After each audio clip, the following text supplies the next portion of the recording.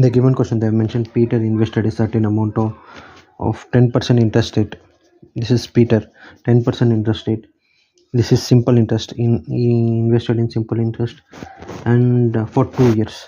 This is given for Peter, and for Raquel, it is given as he invested half of the principal in which Peter has invested. Let's say Peter invested in 2x, so Raquel invested in x. What is the interest rate for Raquel? Same, but 10%. But here invested in, not in simple interest, invested in compound interest. This is for 3 years. So if you see here, we need to know first what is the formula for simple interest. Simple interest is equal to principal into rate of interest into time duration divided by 100. We need to know what is the formula for compound interest. Compound interest is equal to principal into 1 plus rate of interest divided by 100 whole power n minus principal amount. This is compound interest formula.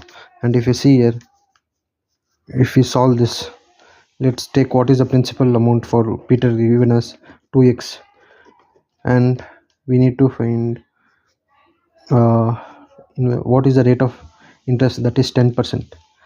Then what is the time duration, 2 years, divided by 100. If we solve this,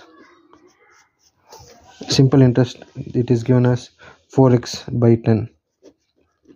This is the simple interest. If you see here compound interest, what is the principal, that is half of the amount in which Peter has. If you take 2x, here it is x, so x multiplied by 1 by, what is the rate of interest? Rate of interest is 10, so 10 by 100 is what? 1 by 10. What is the duration? 3 years, minus what is the principal amount, that is x. So compound interest is equal to 10 plus 1, 11. So x into 11 by 10 whole cube, 11 by 10 whole cube minus x. If you see here compound interest, if you solve this, what is 11 cube? 1331. 11 square is 121. So x into 1331 divided by, what is 10 cube? 1000 minus x. If we take here x is common, so compound interest is equal to x of,